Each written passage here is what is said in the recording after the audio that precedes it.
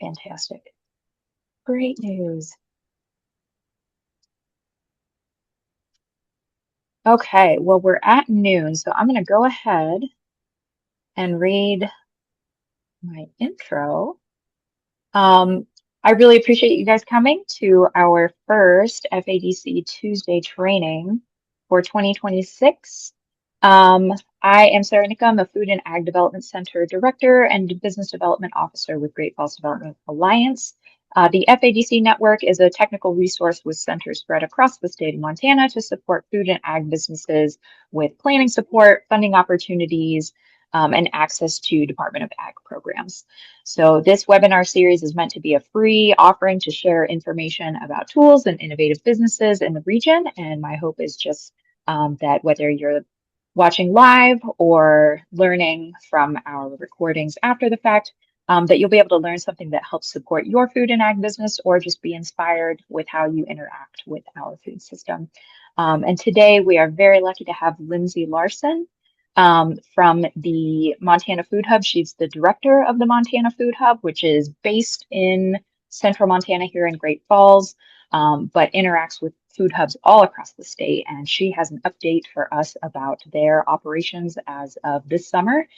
Very excited to hear from her. And she's also going to share some tips about tools that she uses to help their very small team do the work of a much larger organization that coordinates across the state. So I am super excited to hear from Lyndsay. So I'll let you take it over, Lyndsay, and please let me know if I can help with anything along the way. Sure. Thanks, Sarah. And yeah, I am a director. So we have a working board of directors at this stage. So we have 6 of us who are running the food hub.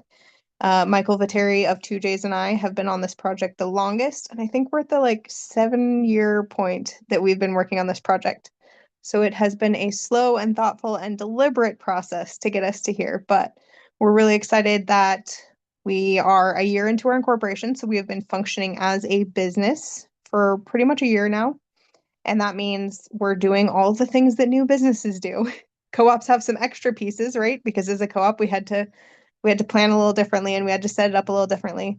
And now we're doing all the pieces that normal businesses do, like creating policies and setting up our systems and working on health department inspections and state inspections. And we have our facility, which is exciting. We're working in partnership with the Fresh Rescue Kitchen, which is a fun full circle for us because we started kind of as the same project. There was a group working on that and us, and we said, these are 2 different pieces. And so they split and went the route that they did, and we went the route that we did, and now we get to kind of circle back and do some of this work together again, which is great.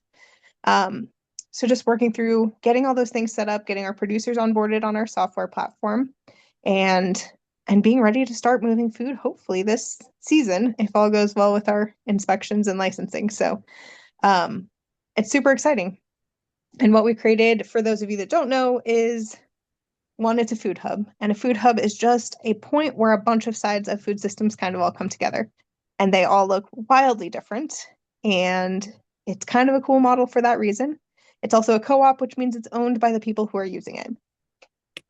And once again, we did kind of a little unique model where most of the food co-ops, the food hubs, and the food distribution co-ops are owned by just the producers, which makes sense. The producers are the ones that are trying to pool their resources for shared marketing and distribution and stuff. Producers are also the people who have the least time to start or run a co-op. And so what we did was bring all the sides of it together after many years of research and talking to people, where it's not just our producers, so people who are growing food, but it's value added producers, so people who want to use that food to create other products and sell those. And then our wholesale producers, so anybody who's buying that food kind of in bulk. So grocery stores, restaurants, food trucks, coffee shops, all of those options, which are great. And then also our consumers. Our consumers are very passionate about local food and keeping food local and how all these things work. And they often have a little more free time and capacity and ability to help than some of our producers do, as far as starting and running and supporting the business operations itself. So it's a cool model where we're bringing all those people into one place and saying, great, now let's get all this food that they're growing and all the food that they're making from what they're growing and get it into the grocery stores and the restaurants and to our consumers. So for simplicity of our logistics, our goal for this year is to just get wholesale food moving. So that is just our restaurant member, our grocery store member, kind of those guys that buy a lot of it. And the benefit for us as the food hub for this first year is that instead of taking a pallet of carrots from one of our growers and having to split it out into like 1 pound bags for 50 different people, we split it into two things with, 45 pounds going to the grocery store and 5 pounds going to the restaurant. And it's much less labor intensive since we don't yet have an employee. That is the main thing that we're working on right now. That's kind of our big focus, is to get a general manager hired. And for us, the dream is to pay this general manager really, really well and hire somebody who's already done this work, probably somewhere else in the country, and wants to come to Montana so that they can take what we've built and the foundation that we've set up and all the basics that we've put into place for them and then build something and scale it and grow it. So we have a lot more people in this region who would like to be members, and we have a lot more we could be doing. But as a working board, a small working board, all of us run businesses, have families, have other projects, right? It's really hard to leverage that little bit of capacity that each of us have sufficiently to grow it. And so, Sarah, you mentioned we've been using some tools. That's true. In all of my lanes in the last 8 or 9 months, I've been leveraging AI pretty hard. Not all of our team is, but I've done a couple trainings now. And so we're using that for a lot of our kind of front-facing stuff and a lot of our time-intensive tasks. So to be very clear, we're making sure that nobody's privacy is at risk, nobody's data is at risk, right? We're not doing anything that would scare people who are nervous about this. The best description I have is using it kind of like you would a personal assistant, right? So if you had a personal assistant and you had to train them on how to do your job, like, hey, I need you to help create, social media stuff. I need you to help me lay out this email and make sure I'm not forgetting anything and make sure we're covering all these bases. Hey, can you help us design this website section? Hey, can you help us make sure that this grant application piece fits in the number of characters that we're allowed? So those like little detail things of refining our process, or, hey, we are looking for a grant to cover this kind of thing. Can you help us search for that? It does a much better job than, say, just Googling it, right? And so leaning into some of those ways to leverage our very limited time a little better. We also were very fortunate this year. We got a co-bank award for the cool work that we're doing. Several in the state applied. We were the only in the state of Montana and only one of a few to get this co-bank award. And co-bank is a national cooperative bank, so still a co-op, but they support co-op businesses because we have a little bit different structure. And they gave us this award to help get going. So they give us an amount, and we can do pretty much all the things we need except hiring a manager. So we were able to bring in some help. We hired, if any of our members have seen communications coming, they're coming also from Sarah, but from our Sarah. We have two Sarahs, one on our board, one is our contractor, and then Sarah Nickham here. So it's a very Sarah intensive business right now, which is fun. But we were able to hire a contractor to help some of those day-to-day things of making sure social media is getting updated consistently and making sure members are getting better, more consistent communication from us, better updates, a little bit more hand-holding and interaction and engagement. So that's been great. We're also bringing in some help for more of our marketing side. We're moving carefully because we don't want to get too big before we're ready. Again, until we have that general manager, we're not trying to add all the members we possibly could. We're trying to make sure that we can figure out our first season of getting food moving, getting everything ready, so that next year we can be ready to really, really grow, hopefully. So that's the big updates, what we need from the community. If you're a member and haven't paid your membership dues, you've probably seen several invoices from us, please pay them. If you're not a member but would like to be, especially consumer members, we'd love your support. Come join. It's $50. That's a one-time lifetime deal. And you can be a member. You can vote at our meetings and you can engage and run for the board and be part of all the things. And then the other parts that we really need, we are pursuing some other forms of funding, but we really do, co-ops are meant to be primarily capitalized or funded by their members and their community. And so one of the ways that you can do that, if you are a member, not a member, run an organization, just a normal human, and you care about this work and you would like to help financially support it, what co-ops can offer is a preferred stock. And so that is in some ways similar to investing in another company, in that your money goes towards their operations and eventually you can get paid out a dividend, some sort of reward for your investment. So in a co-op, this is not a voting membership share. You could be a voting member and buy 100 of these, buy one, buy none. It doesn't change how your voting works. Or you could be not a member and still invest as a preferred stockholder. And then the goal is that at the point that we get profitable and are making money and ready to pay back some of that money to our investors and to our members, those get paid out first. The preferred stock gets paid any sort of returns first. So that's the potential benefit for you, as with everything, right? Potential benefit, we're going to do our very best. But co-ops, especially like this, tend to be very strong, stable businesses. They take a long time to get there, but because they've had everybody's input and everybody's feedback and so many owners all trying to ensure that it's successful, they tend to be very stable businesses once they're up and moving. So if you're interested in helping support us that way, they're $250. You can buy one, you can buy 1,000. And all of that is great. And that is the biggest way that you can help us kind of move into that next phase. And otherwise, just cheer for us, tell people about us, and talk about what we're doing. And that would all be great too. So those are our two big asks right now.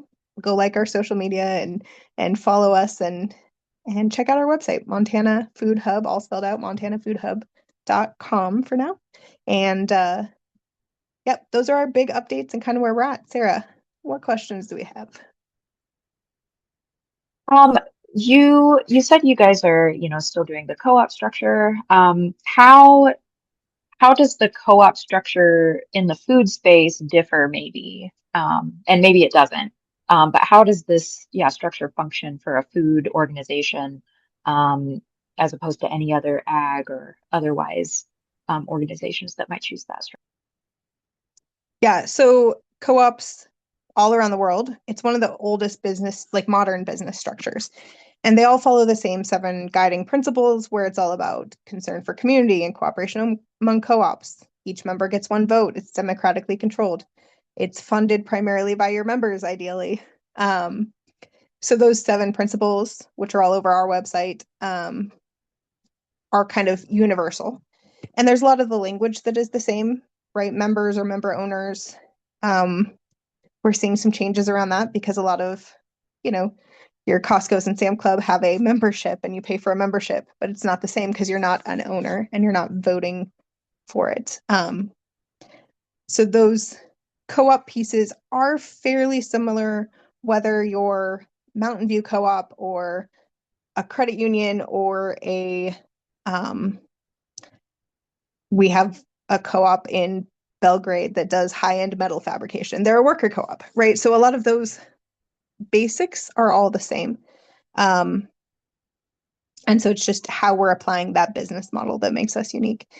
We are a little bit unusual, and the first model that we've been able to find where we have 5 levels of stakeholders, because we built it to eventually let the employees also be owners if they choose to. And so having that many stakeholders is fairly unusual, and having that in the food space and with a food hub is the first time we were able to find anything like it. We've taken kind of bits and pieces of other people's models and found what worked for what we needed and put them all together.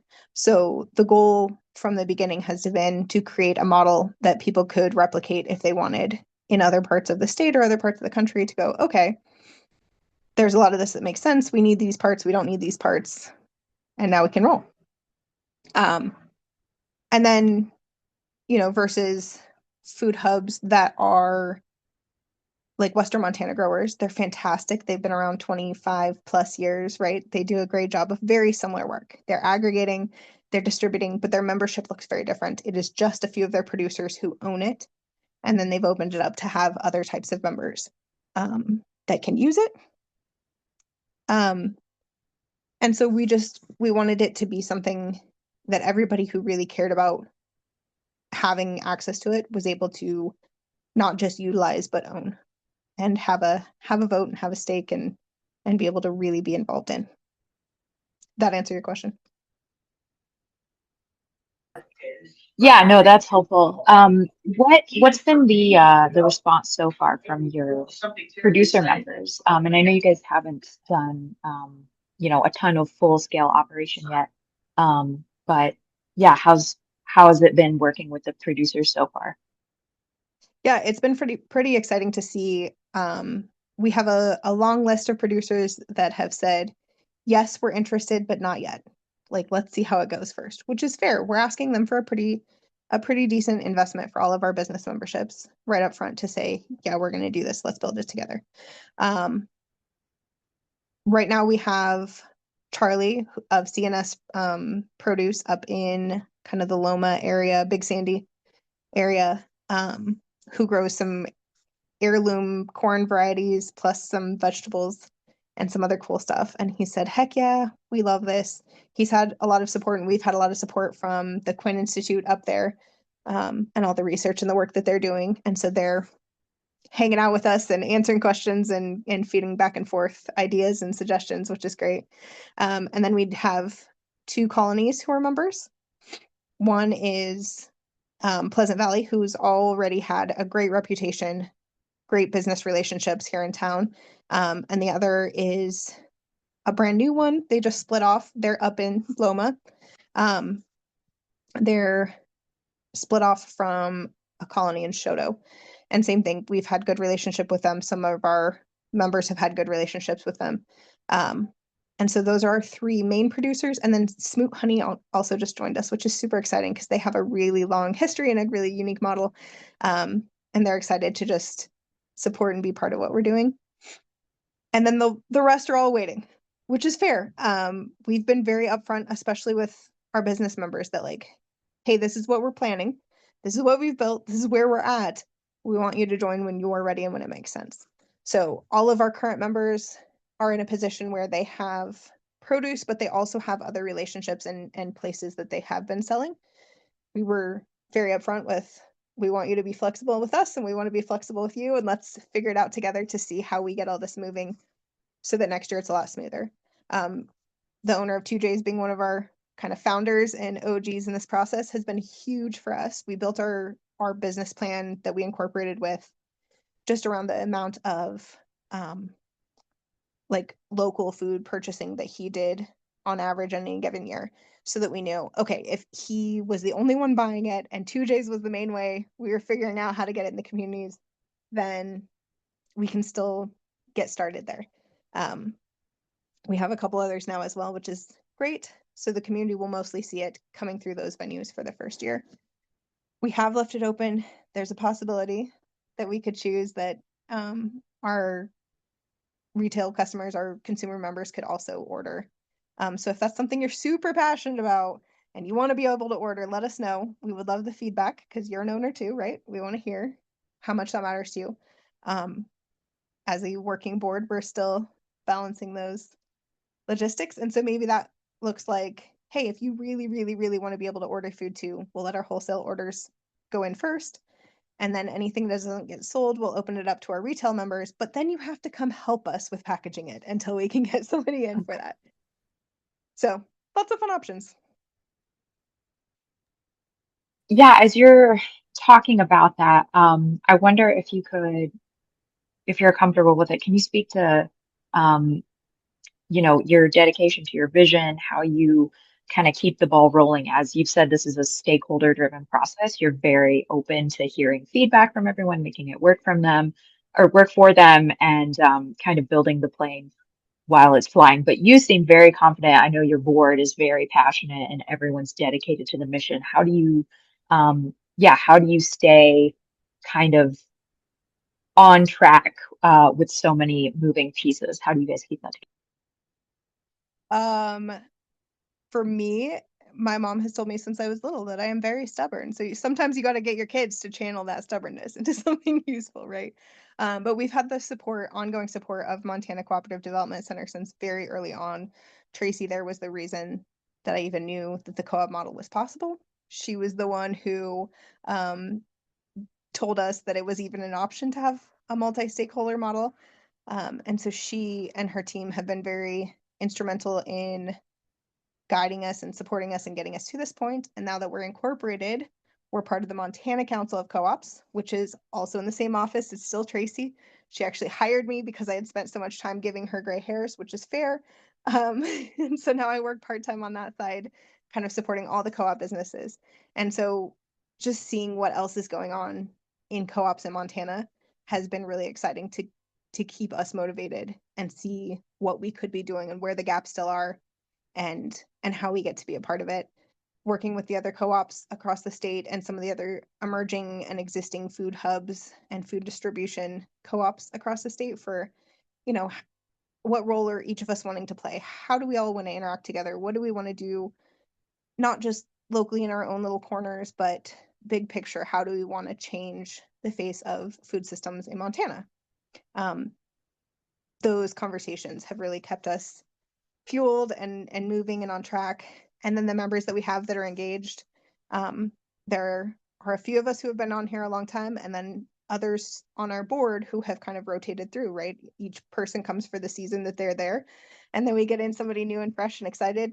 Charlie just joined our board a couple months ago, and so it's been great to have his feedback as a different type of producer than the ones we'd had on our board previously, and learning more about their sides is always just really exciting.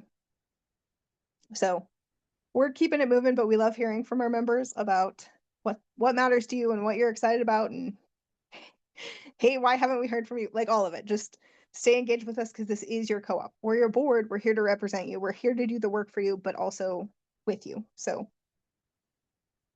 stay in touch.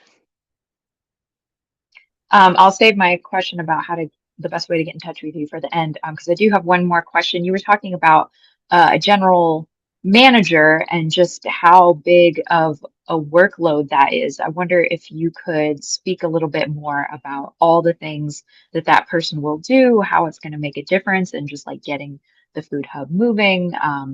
What does a food hub general manager do, and why is it so? Yeah, so in our case, we just really need one dedicated person whose job it is to do all of these parts. And specifically, we really want to hire somebody who has already done very similar work, um, because there's a lot of moving pieces.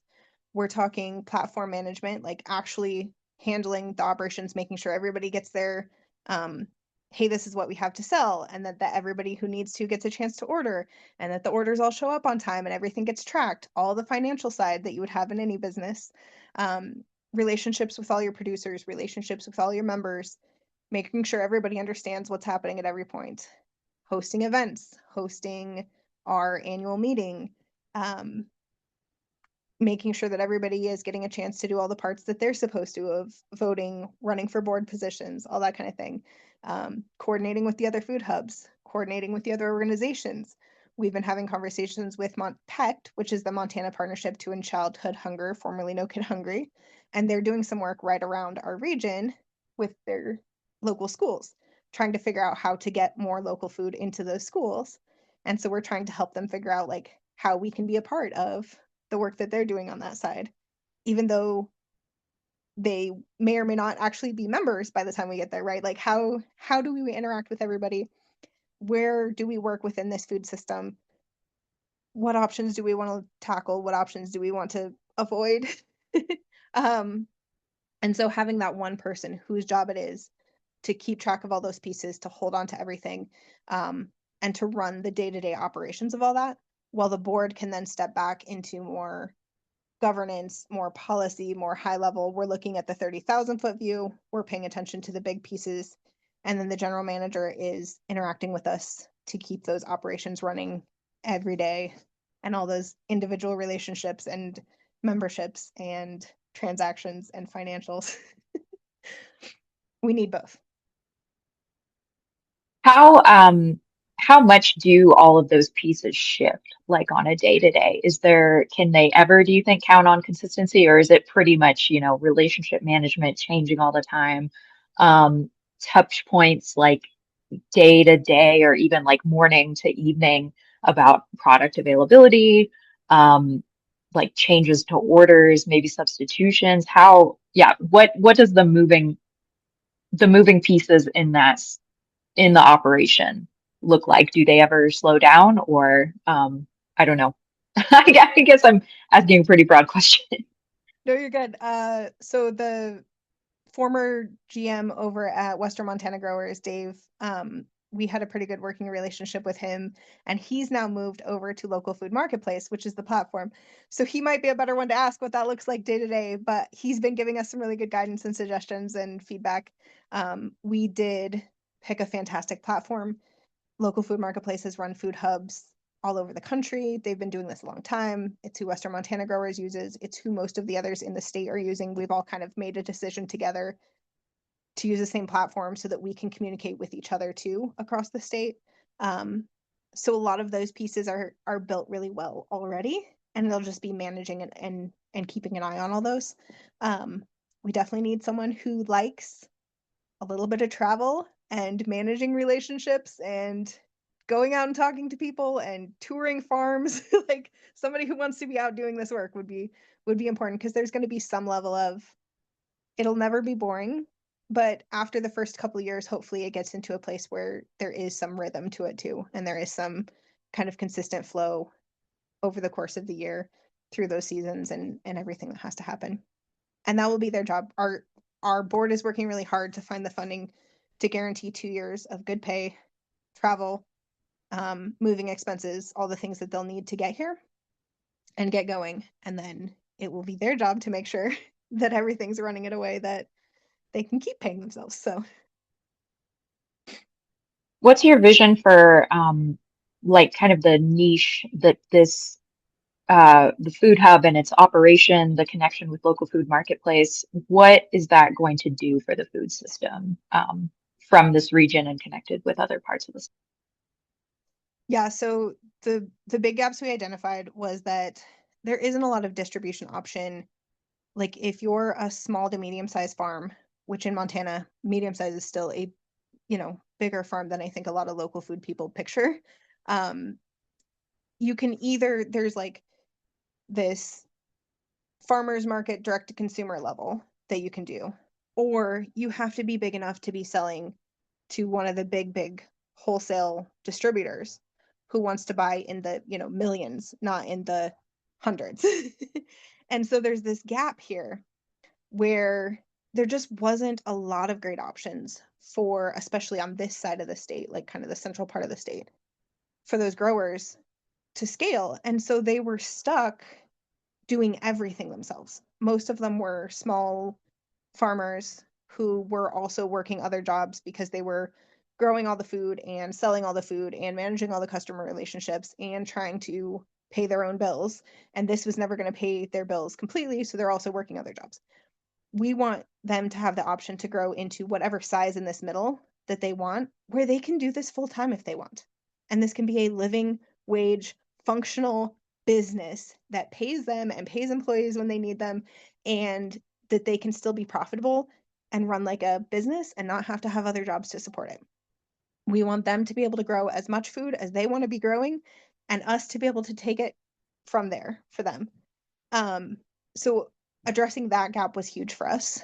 Also, the verified chain for local purchasing, because as a business, I can't just go out to a farm that I know and love and buy food from them and then turn around and sell it. That's not how it works.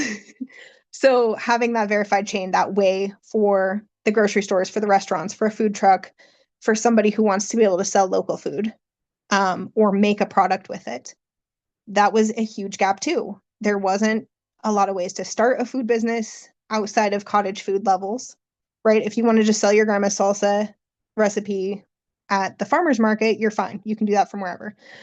But if you wanted to be able to sell that in a grocery store, there's a huge leap in what your requirements are to do that. And they're really, really tough to do on your own.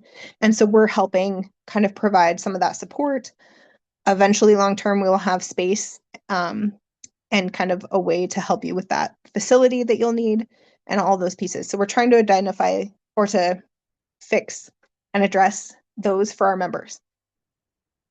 In the big picture of the state, we've been pretty clear that, at least for the foreseeable future, we're so central in Montana that we want to be the main hub in the middle with all the spokes coming out. Like, everybody can bring stuff here and then swap. So Eastern Montana can bring the great pulses and beef products and all the cool things that they're growing out there here. Western Montana can grow all the green things that they want and vegetables and table food and bring them here. And then they can swap, and we can finally get good local food into Eastern Montana, and we can get more of those local pulses and beef and other things that are growing on the eastern side of the state back to Western Montana growers. We can get them up to Eureka, where they've been a little isolated, even though they're in that kind of stretch of Western Montana. They're pretty remote. Billings has a food hub that's been operating for several years. We want to keep supporting their growth and operations and what they want to do. So we said, we don't want to be the ones driving the trucks all over the state. We don't want to be the ones, doing any of the other parts. We'll be the main part where everybody can drop off and pick up and swap things around so that it can go back to where everybody wants. So that's how we've described our role in the state, at least for the foreseeable future. That's great. I appreciate that. And it's awesome that you guys have a clear vision of the role that you want to play in that very, very large, Important. yeah, network. Can, and we are at 12:30, so I don't want to keep you, but if you have a couple minutes, I will ask you a few more questions. Let's do it. Is that all right? Okay, Yep. sweet. For that distribution network, do you have um, a clear idea of how that is going to work? I know you said you don't want to be driving the trucks, but have other people kind of, come forward with their resources that can provide that logistic. Yeah, there is a private company out of Bozeman that's tackling some of this work. There are a couple groups working on it from a couple of different sides, and we've just said, hey, here's where we are. This is what we're trying to do. When you're ready for our piece, let us know. So we're staying kind of informed on where everybody's working, but we're not jumping in the fray because we're pretty clear about what our piece is. We've had some internal conversations with a couple of the other co-ops about what that could look like. But otherwise, lots of pieces are happening, and a lot of food, right? Food is already moving. People are already driving trucks. We know a producer who does a loop across 3 states every couple of months, right? She loads up her beef and she drives this giant loop. Well, by the time she comes back, it's empty. And we're like, cool. How do we tap into those things that are already happening? How do we find the producers that are driving their own trucks? How do we find the people that are moving their own food? And how do we help support them to, like, hey, make it all the way to here, and then we'll send you back with stuff so that you're not wasting that time. But other than them engaging with us in that way, as we hear about it, we're letting the other pieces work on their sides, and we'll see what it all comes together. It is exciting though that MCDC's been doing this work for 6 or 7 years. They had done that study, I think, when we started talking about this, looking at where the gaps were and what food distribution in the state looked like. And so now there's lots of groups jumping in, and there's lots more conversation happening about this, and that's good. It needed to happen. When you said you got hooked up with like some individual growers who already have routes, I'm just curious. I don't want to take any of your industry secrets, but how do you get in touch with them? Like, is it Facebook? Is it like an email newsletter? Is it just word of mouth? What's the best, or do you have to kind of just spread yourself out and do everything? How do you get in touch? I mean, I've been building relationships and having conversations and talking to people for at least 6 years. I've been engaged with Abundant Montana and their local food gatherings and their guide, and they've done events the last couple years where producers and people who want to buy food can connect with each other and they do little mixers and set people up, like speed dating, which is super fun. So I've just done a ton of that, and our team has done a ton of that. 2J's has great relationships all across the state. He's been selling local food and Montana food for a long time. And so just building those relationships, having those conversations, talking to people, getting plugged into those networks is kind of how you do any of this work, especially in a state like Montana. Can you briefly, because you mentioned local food marketplace, I'm wondering, I don't know if everyone on the call is familiar with that, and how like great of a very specific, useful tool for food hubs it is. Can you just briefly, yeah, describe local food marketplace and what it does for Yeah, so they're just our online platform for sales, and they handle all the front end, they all handle all the back end. So our producers will be able to just go in, log into their thing and pick, I have this many of this and I want to sell them for this much this week. And then we go great and we set them over, and then our wholesale members, our purchasing members can go in and go, all right, what's for sale? Great. I want these things and I'll take those, and this is how I'm going to pay for them, and check out. And then the producers drop off just what's been sold, and they've got little printers that tag all their stuff for us. And then our purchasers come in and they can just grab the ones that have their name on them, and everybody's set. It makes it so easy because they've already worked out all the logistics, all the tech, payment processing, all of it. They handle all that for us. And so we just have to get everybody trained how to use it, which is great. They're a fantastic platform, and they're really the big one in the space for the food hub logistics. so like it's kind of it's e-commerce and a digital storefront that people can shop directly from, and it's also inventory management for the farmers, like kind of everything all at Yeah, once. it does all of those parts for us. So it makes our job much easier, and we've been super fortunate for that. Cool. Awesome. I dropped into the chat the link to montanafoodhub.com/membership if anybody would like to look into how to interact with the Food Hub as a consumer or a producer member. And then it also popped up right after I clicked that link, how to get in touch with Montana Food Hub regularly through says drop us a line, we'll connect with you on next steps. So you will also do custom interactions um, with anyone who reaches out. So you are available to communicate with anyone who wants to communicate with you. Lyndsay, do you have anything else, any other calls to action or anything you'd like to share about your work? Nope. That's it. Our social media is pretty easy to find from the website. MontanaFoodHub@gmail.com is the email that gets kind of our team right now. And if you click that link and sign up for our newsletter, then as we're getting newsletters out, you'll get those too. So we're pretty easy to find, and we try to stay pretty responsive. And if you don't hear from us, we've been having weird tech glitches on the back end with our messaging on our website. Just shoot us an email, and we'll try it again that way. Thank you, Lyndsay, so much for being here and sharing all of this information about your development.